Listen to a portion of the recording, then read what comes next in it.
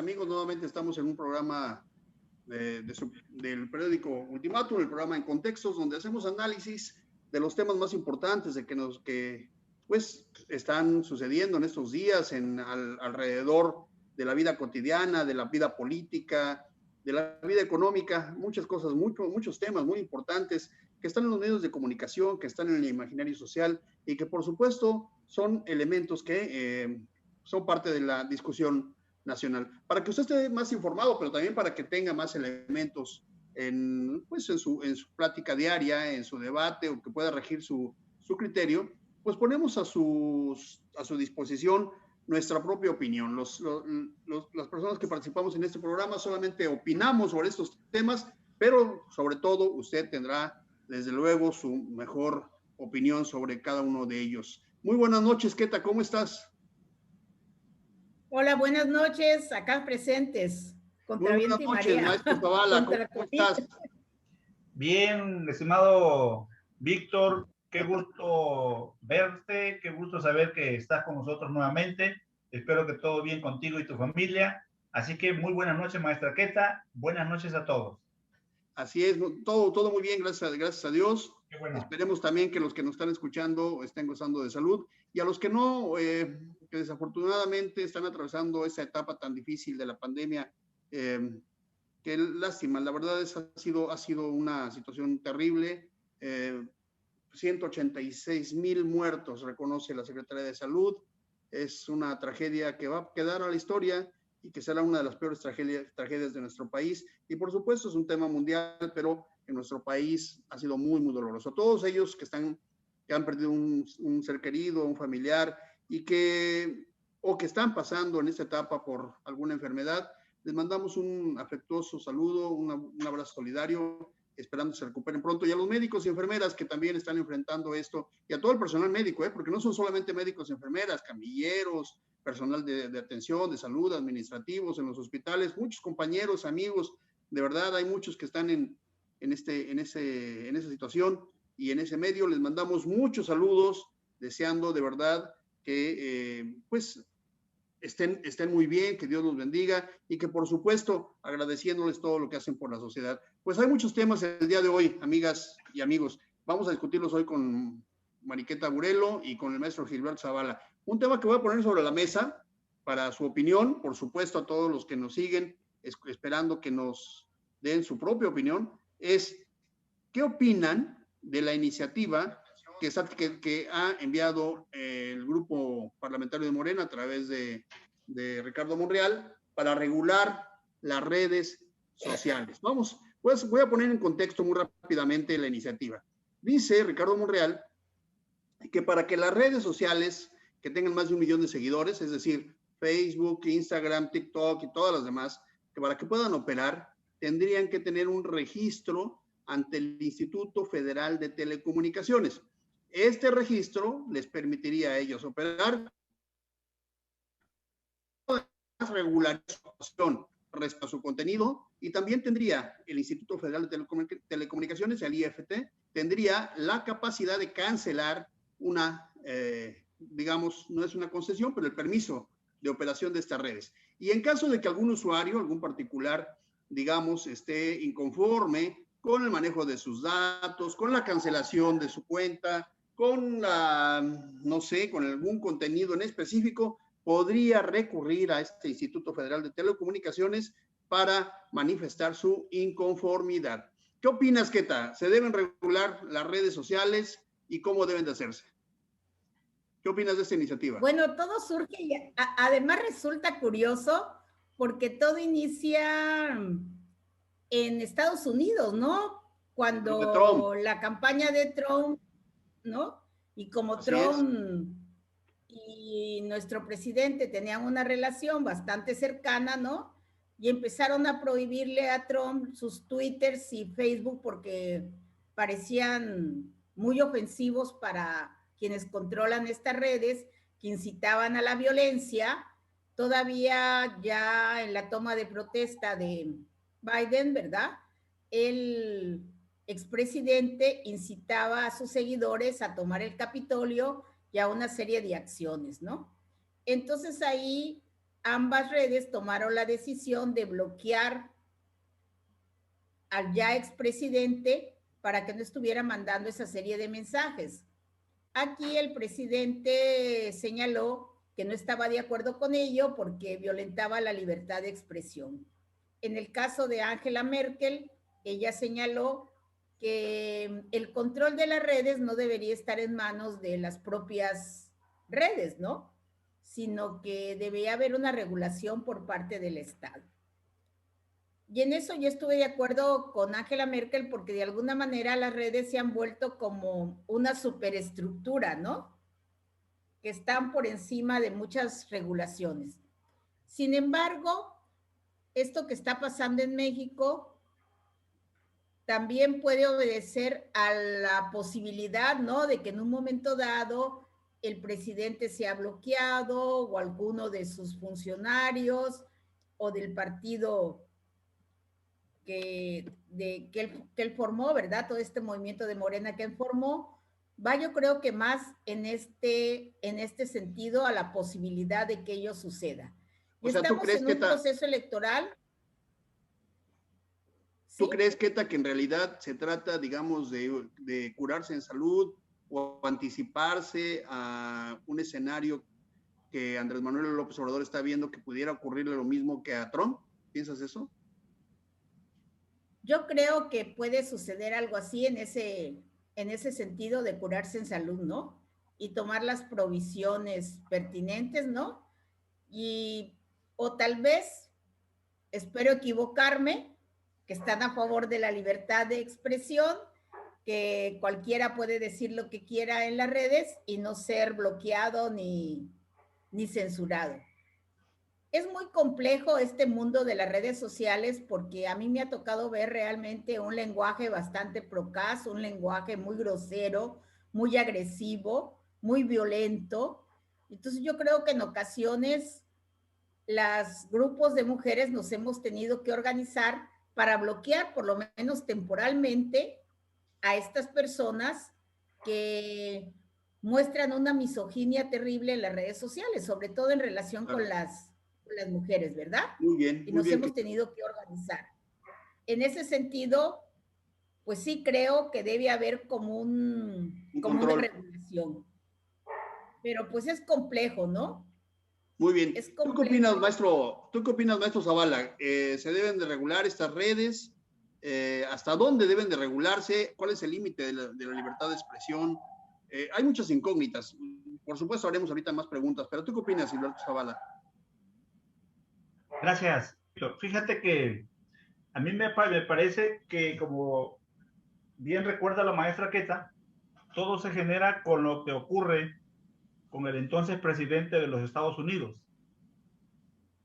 Sin embargo, más allá de ello, creo que el problema en sí está en que los ejercicios o el ejercicio del gobierno ahora pasa por las redes sociales.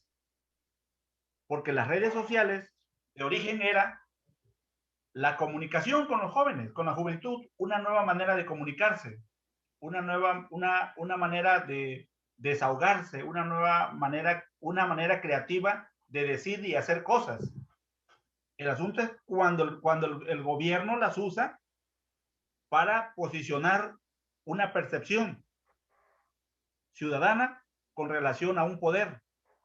Y me parece que ahí el expresidente Donald Trump fue sagaz, fue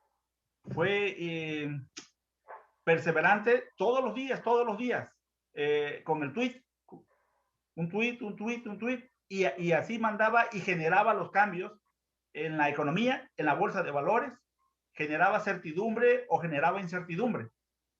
Y cuando el ritmo de la política en ese país pues se fue cerrando, ocurrió lo que él no quería.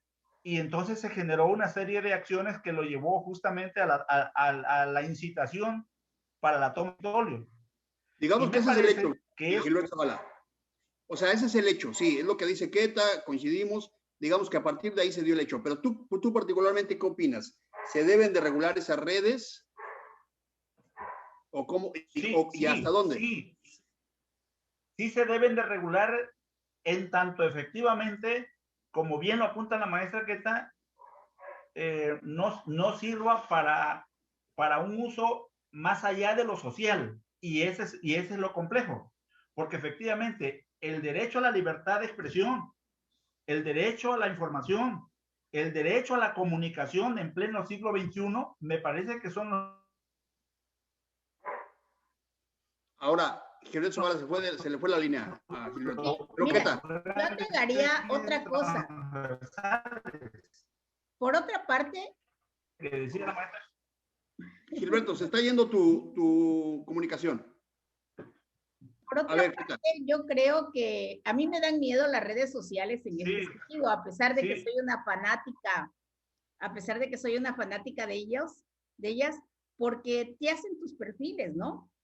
Por ejemplo, cada vez que escoges una película de Netflix, cada vez que les das like a una nota, cada vez que compras determinado producto a través de Amazon, Mercado Libre, etcétera, ¿no? Te van generando un perfil, ¿no? Y también por tu posición política, ¿no? O posición de defensa de alguna causa, ¿no? Entonces te empiezan a mandar temas que son afines a ti. Hasta Netflix te regaña y te dice, ¿por qué dejaste a la mitad la serie tal? ¿No te gustó? ¿La vas a seguir viendo? ¿No? Da hasta miedo, ¿no? Esa vigilancia de lo que hemos hablado, las redes. De lo que hemos hablado la vez pasada, el Big Brother, ¿no? El Big Brother. Sí, así es, el Big Brother. Y el uso de tus datos.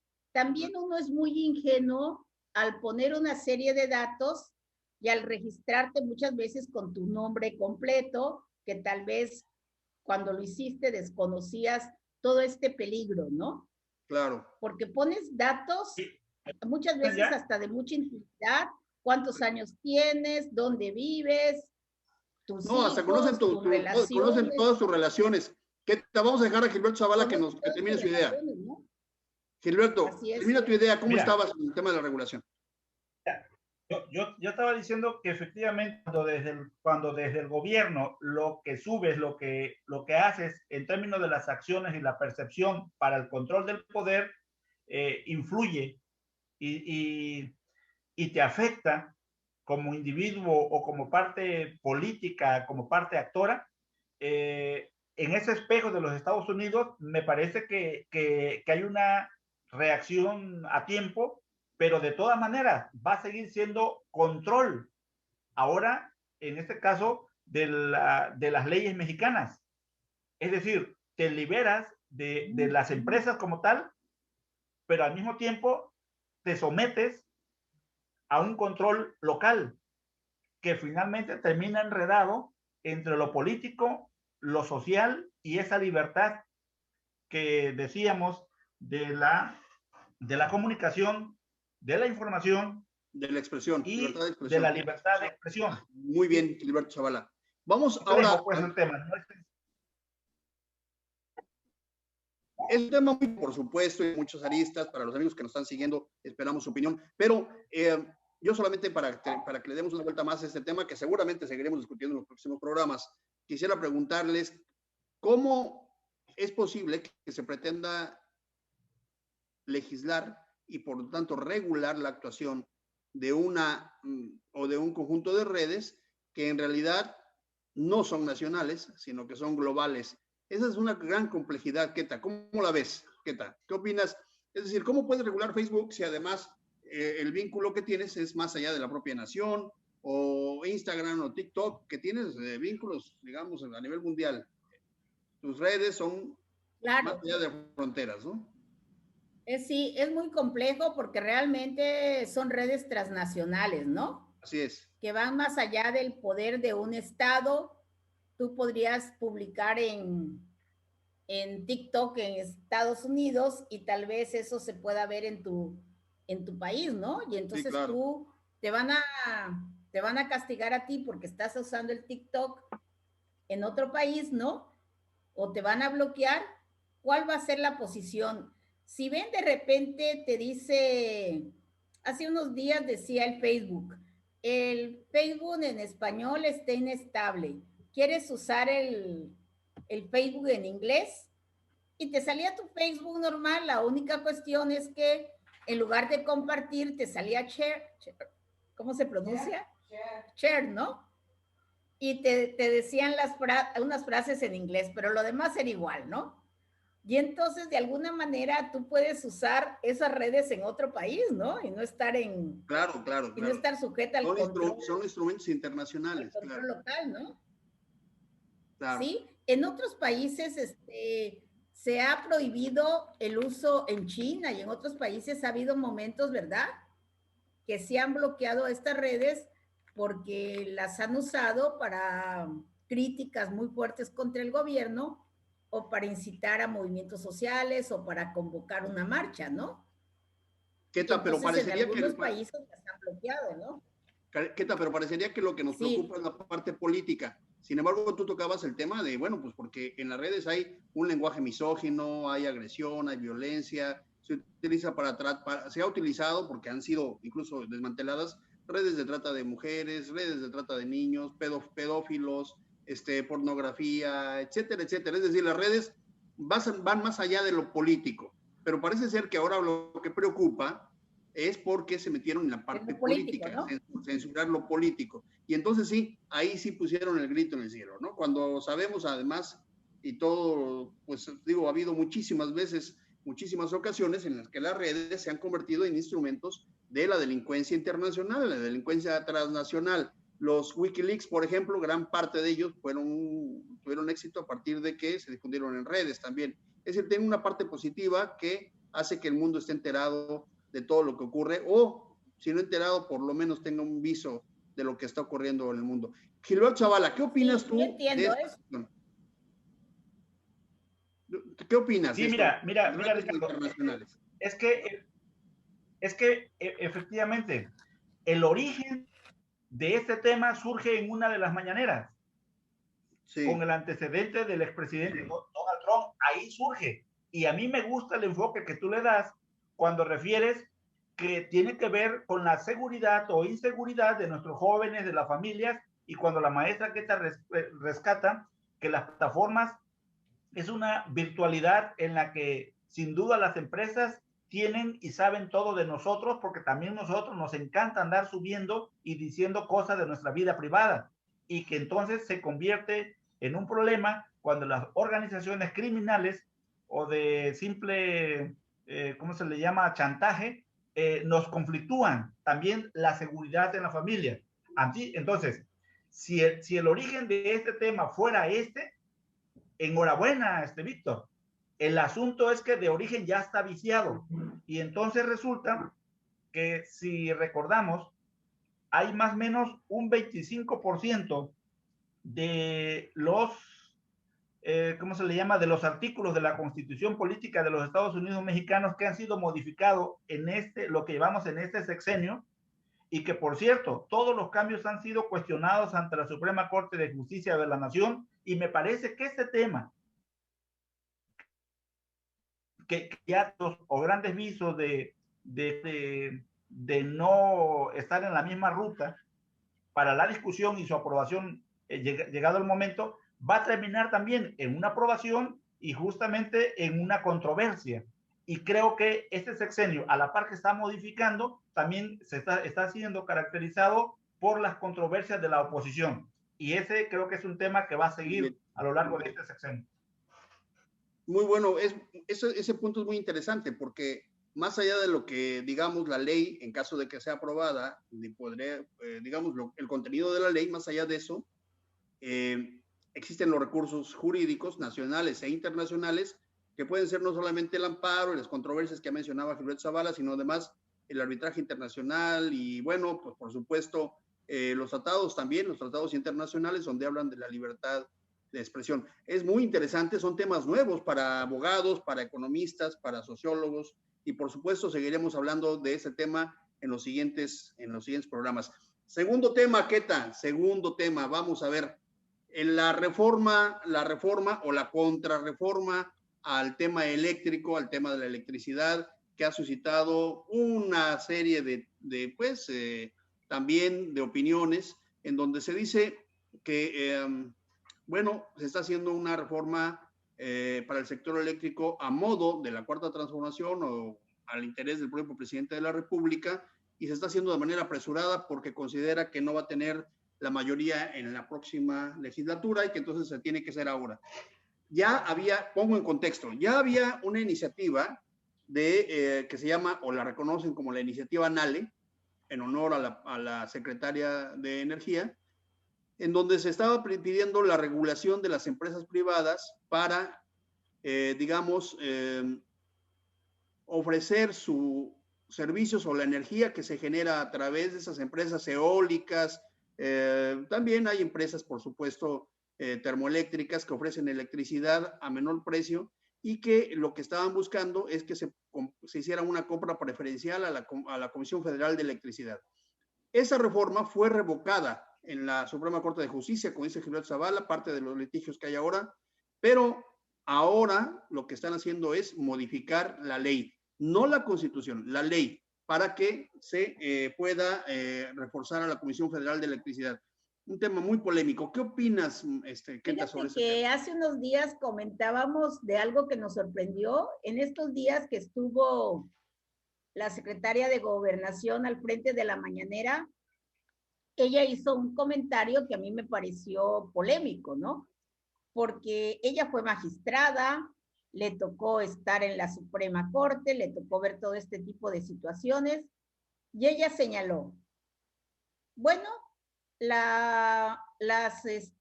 debe respetar lo que dice la Suprema Corte, pero sin embargo, cuando salga la ley, eso ya casi dijo, eso ya no importa, ¿no? Como diciendo, lo que dijo la Suprema Corte vale un cacahuate, como decimos vulgarmente, ¿verdad? Por lo pronto nada más, pero lo vamos a ganar. Cuando salga la nueva ley, ¿no? Y entonces, ¿qué es de diferente la nueva ley? Le hicieron como una serie de reformas, me supongo, no le he leído a fondo, para evitar que se vaya nuevamente a la Suprema Corte, ¿verdad? Porque si fuera idéntica, pues dirían, ¿cómo es posible si ya hay un dictamen de la Suprema Corte que ellos sigan empecinados en que se aplique, ¿verdad? Entonces, es una frase... Contextualizo, ¿qué tal? Lo que pasa... Que finalmente no comprendí, ¿no? No, contextualizo. Lo que pasa es que la iniciativa NALE es una iniciativa administrativa contra la que interpusieron un recurso que es la controversia constitucional. Esa controversia constitucional lo que dice, o lo que resuelve la Corte, es que dice que tiene razón quien interpuso la controversia, que es un órgano desconcentrado, regulador de la energía en México, y no la Secretaría de Energía. Entonces le dio la razón a quien interpuso la controversia diciendo que no tenía base jurídica para aplicar los criterios que estaba diciendo NALE. Si se cambia la ley, entonces, por supuesto, ya no va a poder, digamos, interponer la controversia. Habrá otros recursos, como por ejemplo los amparos, pero lo que se descubre en lo que tú estás diciendo, Keta, y que me queda muy claro, yo creo que ese es el fondo del asunto, es que no es un asunto solamente de elementos jurídicos o de juicios, sino de interés político e ideológico por preservar a la CFE y dejar fuera a las grandes empresas transnacionales que han generado pues mucho negocio en México a partir de la generación de energía, pero que también han tenido un beneficio porque, por supuesto, se genera energía limpia y se genera energía más barata. Gilberto Zavala, el otro arista, o la otra arista más importante de ese tema es justamente esto de las empresas transnacionales que hoy están siendo, digamos, respaldadas por el gobierno de Estados Unidos y de Canadá, diciendo respeten el Tratado de Libre Comercio, respeten los acuerdos con las empresas, respeten los contratos y no afecten los intereses de las empresas transnacionales que generan energía.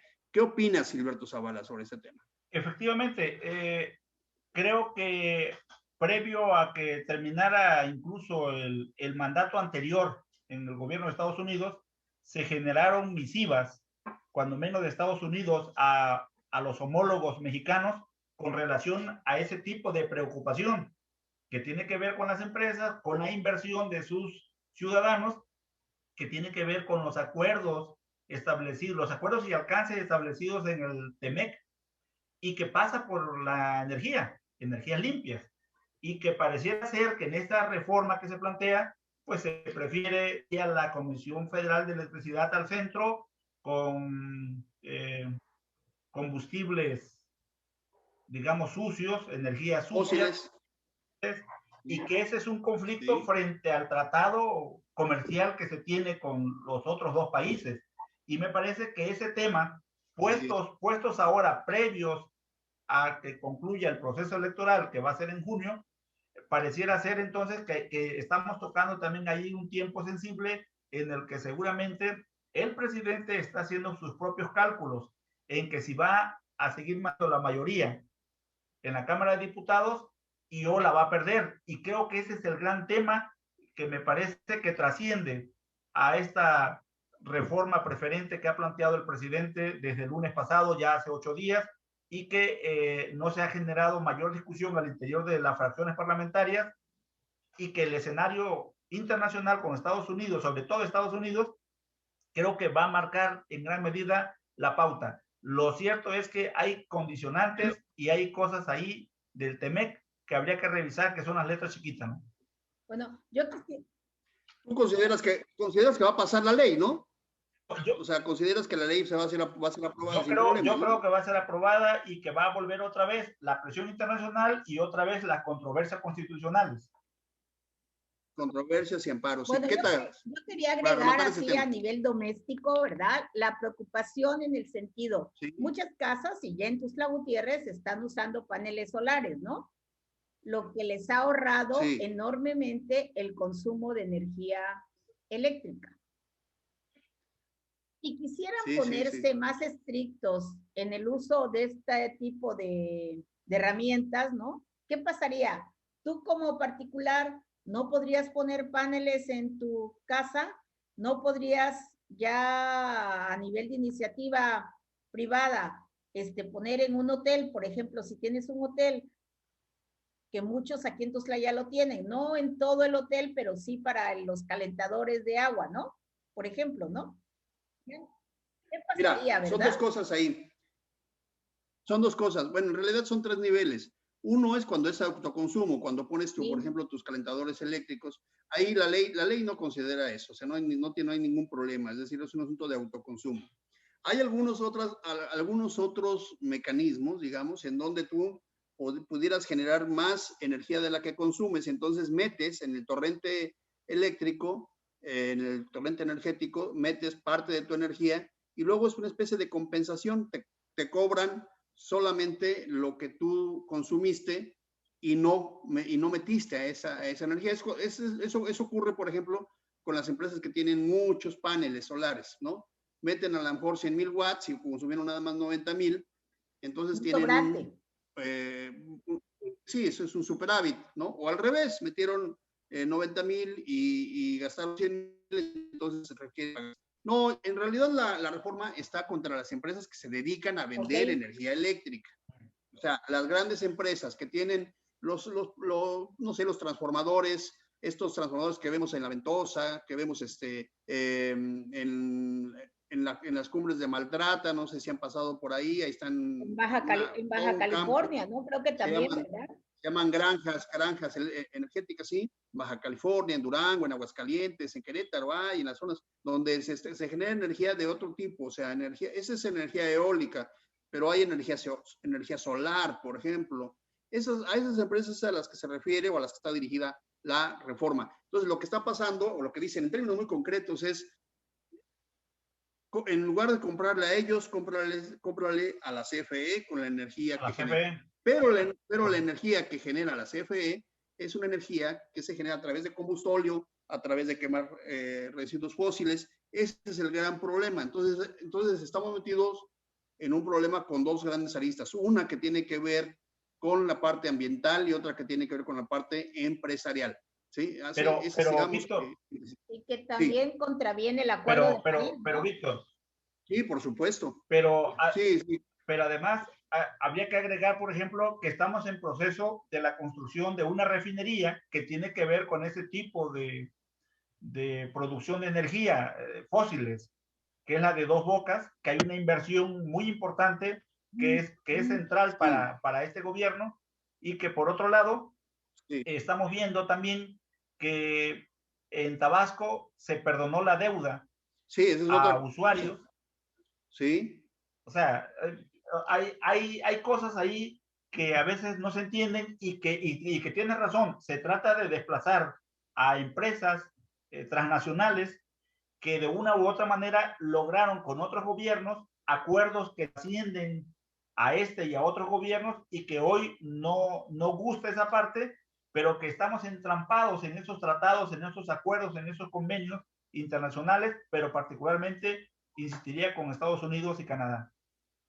Sí, a ver, lo ligas con el tema de la refinería. Para cerrar ese tema, tendría yo que decir lo siguiente. Sí. Cuando tienes una refinería, sacas muchos productos, algunos productos muy acabados que pueden incluso convertirse en ropa, en textiles, etcétera, etcétera, cuando los mandas ya a la petroquímica. En la refinería solamente sacas, digamos, los refinados en gasolina, diésel, combustóleo. Pero te queda, perdón, el combustóleo te queda como un residuo, y el coque, ese es el que se manda a las termoeléctricas. Es decir, lo que vendes es esa parte. Si no tienes termoeléctricas que quemen eso, que les sirve de combustible, no tienes dónde ponerlo, ¿sí? No tienes dónde Víctor, utilizarlo. Ese es el gran problema, es el gran negocio, ¿sí? Y ese problema justamente ya está ocurriendo en México. No hay espacio para seguir guardando el combustible. Es un gran problema que ya tenemos. Por eso es que les urge que se sigan quemando en las centrales eléctricas, para que pueda, digamos, consumirse esa energía. Muy bien, vamos con el último tema al día de hoy, porque tenemos ya muy poco tiempo, tenemos 10 minutos. ¿Qué tal? ¿Quieres cerrar ese tema?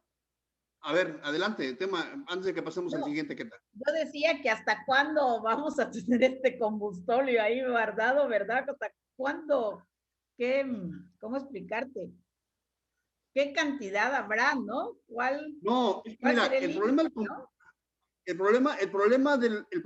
del petróleo es que cuando lo sacas, no tienes dónde guardarlo. Se genera más. Ese fue el gran problema que tuvimos a principios del año pasado, cuando se paralizó la economía mundial, que la gente, aunque tenían petróleo, los países que tenían petróleo lo estaban regalando, porque no tienen cómo almacenarlo. Una vez que sacas el petróleo de la tierra, no tienes dónde almacenarlo, no hay forma de almacenarlo. Es decir, tienes que venderlo, aunque tengas, usarlo. Sí, aunque tengas, digamos, estos grandes barcos que tienen, no sé, 300,000 barriles, aunque tengas, no sé, por ejemplo, nosotros tenemos un gran depósito donde se guarda el combustóleo en México, que es Dos Bocas, ahí junto donde están haciendo la refinería, está el gran depósito, el más importante del país, pero debe de ser alrededor de 2 millones de barriles. El caso de Pajaritos tiene 2,5 millones de barriles. O sea, no puedes guardar mucho. Es algo que puedes guardar para lo que produces o lo que sacas alrededor de una semana, 2 semanas, 3. Pero si no consumes, y si no se procesa, y si no se refina, te invades, o sea, te llenas, ¿sí? Te inundas de combustible. Ese es el gran problema. Lo tienen todos los países productores. Por eso a ellos les urge consumirlo. Ese es el gran problema. En fin, terminamos este tema, que es muy importante, apasionante, por supuesto, y vamos a seguir viendo. Y nos queda pendiente el tema que mencionaste, Gilberto Zavala, la condonación en Tabasco. ¿Por qué en Tabasco y por qué en Chiapas no? ¿Por qué en otros países? Digo, en otros estados, que igual tenemos ese gran problema de un rezago en el pago de las cuotas de luz. ¿Por qué no ha bajado el precio de la luz? ¿Por qué se sigue cobrando caro? ¿Y por qué no sigue? ¿Y por qué siguen habiendo créditos tan altos, es decir, adeudos, y que no se condonan como sí se condonaron en Tabasco? Esa es una pregunta que vamos a abordar en los siguientes temas. Pero como ya tenemos poco tiempo, vamos con el siguiente tema. Keta, ¿qué opinas? Hoy se reincorporó Andrés Manuel López Obrador a las mañaneras. Y bueno, pues muy fiel a su costumbre y a su estilo, no va a usar cubrebocas, dijo, porque ya no contagia. ¿Qué opinas, Keta? Pues ya nada más te dan ganas de reírte, ¿verdad? Ante eso. Pero una risa así un poco sarcástica, ante la cantidad de contagiados, ante la cantidad de muertos que tenemos en el país, ¿no? Yo no podría culpar a él, ¿verdad? Porque es responsabilidad de todos, ¿no? Pero desafortunadamente sí estuvo mandando un mal mensaje, ¿no? Al no usar cubrebocas, ¿no? Y por otro lado, qué bueno que ya está recuperado, ya lo extrañábamos en las mañaneras. Hubo toda una encuesta a propósito, creo que un 69% dijo que sí regresará a las mañaneras, un 39 y pico por ciento dijo que no, y un 12% dijo que sí, pero que se reformara el formato de las mañaneras, ¿no? Las mañaneras no son mañaneras sin AMLO, ¿no? Sí. O sea, como que es... Bueno, fíjate que déjame decir que con la Secretaría de Gobernación no es lo mismo. A las mujeres nos benefició el que doña Olga estuviera unos días en las mañaneras. A doña Olga le tocó un asunto muy importante, el feminicidio o suicidio hasta que se esclarezca de Mariana, ¿verdad?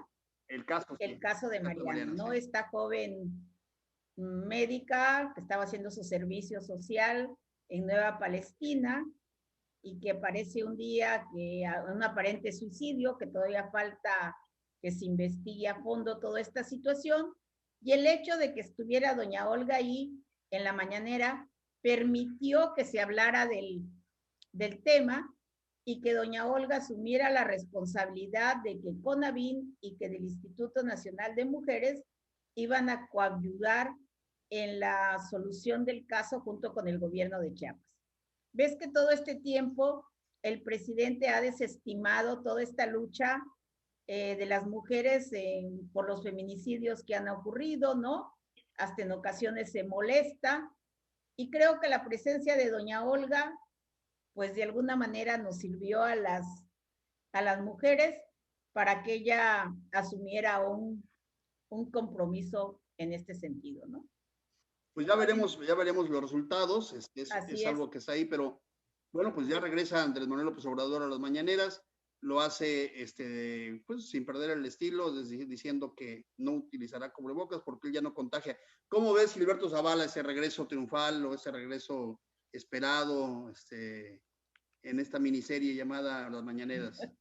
A mí me parece que el presidente pues le es absolutamente necesario lo mediático, por eso incluso el control de las redes sociales. Creo que ahí va a seguir en su ruta, sí. y creo que hace mal para mucha población predicar con un ejemplo del no contagio.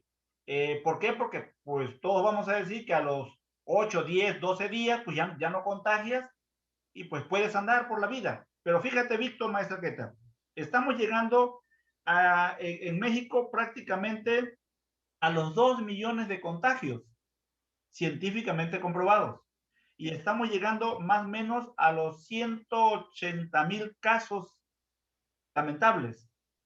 En Chiapas sí, estamos llegando ya a los 10,000 casos y casi a las 1,000 defunciones. Son números lamentables, de verdad, en el que necesitamos de la empatía de la población, sí, claro, con el gobierno y del gobierno con la población. Pero me parece, y esto es muy lamentable, fíjate, mientras los países ricos están recibiendo la vacuna AstraZeneca, aquí en México es posible que la vacuna Pfizer no pueda cumplir con la entrega prevista. Y entonces aquí en automático estamos cayendo ya en una ruta que tiene que ver con el proceso de vacunación y el año electoral, que nos va a arrastrar hasta abril, mayo, y que de una u otra manera se va a contaminar. Y que creo yo que hay situaciones en las que hoy el gobierno, ante el número de casos y el número de fallecimientos, tendría que hacer algún cambio. Pero tiene razón, el presidente es fiel a sí mismo y no va a variar, lamentablemente. Sí, lamentablemente. Muy bien, pues déjenme saludar a las personas que están con nosotros el día de hoy. Lili Calderón, Alexandria Hernández Gómez desde Acala, saludos. Lisette Escudero, Armando Figueroa Monje, que nos que está con nosotros desde la Ciudad de México, Miriam Escudero Villamil, muchos saludos a don Mateo y a don Leo, les mandamos saludos, a Jorge Morales, a Marisol, nuestra amiga, muy buenas noches, un abrazo, Manuel Centeno, muy buenas noches y a todos los que nos han acompañado el día de hoy. Estamos por cerrar el programa, nos da mucho gusto pues que hemos continuado con esto, ya vamos a cumplir un año, ¿no? Justamente iniciamos el día 9, ¿te acuerdas, Keta? Con lo de las mujeres, lo mencionabas, ¿sí? ¿No? Lo mencionabas justamente esta empatía del presidente o este tema que le molesta mucho, el tema de las mujeres. Y sin embargo, fíjate que para ir cerrando ya el programa, creo yo, no sé, tú tienes, desde luego, eres una voz autorizada en el tema, pero creo yo que no obstante que en este gobierno particularmente no ha habido, como tú mencionabas, mucha empatía con el tema de las mujeres. Creo que han avanzado mucho, fíjate. En el último año se han visibilizado mucho el movimiento, se han consolidado en varias organizaciones. Lamentablemente siguen avanzando los feminicidios, siguen avanzando, digamos, la violencia, se sigue imponiendo. Se ha consolidado una agrupación, pero hay agrupaciones. Que se llama Nosotros Tenemos Otros Datos. Fíjate, interesante. ¿Por qué no nos hay una organización hablas que se llama del tema para cerrar el programa, Keta? ¿Por qué no nos hablas del tema para cerrar el programa, Keta? Sí, hay una organización que se llama Nosotros Tenemos Otros Datos, con Patricia Olamendi, una prestigiada doctora que ha sido asesora de la ONU para el Programa Nacional de Desarrollo de Naciones Unidas, ¿verdad? Donde está Indira Sandoval y otra serie de prestigiosas académicas que tomaron ese nombre irónicamente de todas estas frases del presidente, ¿no? Cuando él dice, nosotros tenemos otros datos, y entonces cada lunes hay una conferencia de prensa para refutar los datos que el presidente da en relación a los temas de mujeres y decirle, presidente, esto no es cierto lo que usted dice, ¿no? Es un movimiento que ya tiene, pues yo creo que casi como nuestro programa, y que se ha consolidado como un referente de lucha. Porque además son personas serias, ¿verdad? Son personas que tienen una gran trayectoria y legitimidad. Sí, y me parece que en los próximos meses y años va a ser muy importante que las organizaciones vayan haciendo acopio de información y de datos, porque cada vez hay menos disponibilidad de datos oficiales en todo lo que está ocurriendo. Gilberto Zavala, sobre este mismo tema, el tema de la violencia que, digamos, de manera genérica ha estado generándose o instalándose en la sociedad en los últimos años, o se ha hecho visible, pero que también las organizaciones sociales, particularmente de mujeres, han avanzado mucho. ¿Qué opinas, Gilberto Zavala? Fíjate que el movimiento de las mujeres efectivamente está coberturado por una serie de factores que tienen que ver primero con la crisis de seguridad, con la violencia, más tarde con la cuestión económica, la pandemia que se fue creando, la social, que es ahora ya por el año electoral. Y creo que tiene razón, el gobierno no ha podido tener esa empatía con un movimiento que me parece que no es visible en términos de una organización nacional, sino es más regional, y que han tenido liderazgo, digamos, no a partir de cualidades porque sean diputados o senadores, sino ha sido mayormente provocadas por el momento, por las coyunturas, y creo que es un movimiento que finalmente pues tiene nuestro respeto, nuestra consideración, y enhorabuena por ellas.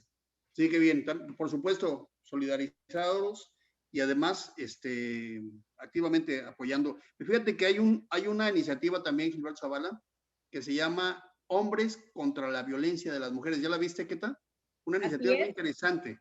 Pues hay que firmarla, maestro Zavala. Yo la voy a suscribir, ya me mandaron la invitación, por supuesto. Hombres contra la violencia de las mujeres, o contra las mujeres, ¿no? Me parece que es un tema que nos debe de llamar a todos. Fíjate que una de las cosas interesantes que pasaron con Trump es que se movió la sociedad con el tema del racismo, y en el caso de México, aunque también tenemos, por supuesto, mucho racismo y mucha exclusión social, el tema de las mujeres sería el símil, o sea, el tema del movimiento de las mujeres. Muy, muy interesante. Muy bien, pues cerramos el programa del día de hoy. Mañana vamos a hablar sobre los temas electorales, pero tú mencionaste un tema muy importante, maestro Zavala, ahorita. Todo esto de las organizaciones o todo esto del movimiento de las mujeres. Y con esto cerramos. Una pregunta para ambos. ¿Creen que se vea reflejado en el proceso electoral Es decir, ¿esto se va a convertir en resultados electorales, todo este movimiento, o toda esta inconformidad, o toda esta confrontación? ¿Sí o no? ¿Cómo la ves, Gilberto Zavala? Te doy primero la voz a ti para que sea Requeta. Yo creo, gracias. Yo creo, Víctor, que está muy difícil porque precisamente a las mujeres se les ha contenido lo que se había ganado a partir de la paridad de géneros en puestos de elección o en candidaturas, y que ahí me parece que se generó una controversia ya hace algunos meses, bueno, ya en este año 2021, y que creo que es una ruta que hay que seguir explorando, que hay que seguirla manteniendo, pero ojalá. Lo que pasa es que todavía las mujeres no se visibilizan en la ruta electoral, más bien están en una esfera de autodefensa, ¿no? ¿No crees que se traduzcan resultados electorales? Keta, ¿tú cómo ves? Hasta ahora no. Yo lo que veo, hace rato tuvimos un programa aquí mismo en Ultimátum, ¿verdad? Con expertas en el tema. Entonces el problema es, ya es la tercera proceso electoral donde está presente el tema de la paridad. Sin embargo, se ha recrudecido la violencia política. Y desafortunadamente, parte de esta violencia política se da al interior de los partidos. Sí, al interior de los partidos, donde no dejan pasar a muchas mujeres, ¿verdad? Donde se continúa con la usurpación o simulación. Comentaba una de las compañeras que hay un partido político de estos nuevos que anda convocando a mujeres para ser candidatas, pero lo que ellos quieren en realidad es meter como cuña a algún hombre de acompañamiento, por ejemplo, en las presidencias municipales, y que realmente va a ser el poder tras el trono, ¿no? Y entonces todos los partidos políticos, los grandes, los chicos, los viejos, los nuevos, desafortunadamente obstaculizan la presencia de... la mafia política de los partidos. Así es el primer... Pero la pregunta, Keta, es si las votantes, o sea, esto es parte del activismo político, pero, y termino con eso, tenemos un minuto, pero esta inconformidad, digamos, o este rechazo de las mujeres, ¿se verá reflejado en el voto, no en el activismo, en el voto? Pues esperemos, ¿verdad?, que en algunos distritos donde llegan candidatos que han manifestado ser misóginos, que han manifestado violencia hacia las mujeres, las votantes y los votantes no voten por ellos, como en el caso de Salgado Macedonio. Sí, Guerrero, sí. Y otros casos en el país, ¿verdad? Esperemos. Por otra parte, tenemos la esperanza, de acuerdo con una encuesta que hizo el Heraldo, dentro del Heraldo ya hay una organización que se dedica a hacer encuestas, que ves que ahora se exigió la paridad en las candidaturas a gobernadores, en los 15... Sí. En los 15 estados donde hay gobernadores, y se ve la posibilidad de que 7 de las candidatas ganen, que están bien posicionadas. Entonces, si esto se da en este sentido, tendremos por primera vez, y será un número histórico, a 7 gobernadores. Muy bien. ¿No? Que significará un adelanto, ¿no? Ojalá que se ocurra. Muy bien. Pues nos despedimos, los invitamos el día de mañana, vamos a empezar a hablar sobre los temas electorales y vamos a meternos en los temas electorales locales, que son muy importantes, y por supuesto en todos estos, lo que tú mencionabas, ¿qué tal los partidos políticos, estas limitaciones o estas apariencias democráticas de los partidos políticos que finalmente terminan por ser imposiciones, que terminan por ser, digamos, mafias familiares, que terminan por, aniquilar lo que nos queda de democracia. ¿Qué tal? Mañana vamos a hablar sobre este tema, los invitamos a todos los amigos y amigas que nos siguieron el día de hoy, y por supuesto, la opinión de ustedes es la más importante. ¿Qué tal? Muy buenas noches. Buenas noches, Víctor. Buenas noches, maestro Zavala. Buenas noches, maestro Gilberto Zavala. Nos vemos mañana. Hasta mañana. Cuídense. Nos vemos mañana, Gilberto Zavala. Gracias. Y muy buenas noches a ustedes. Hasta luego.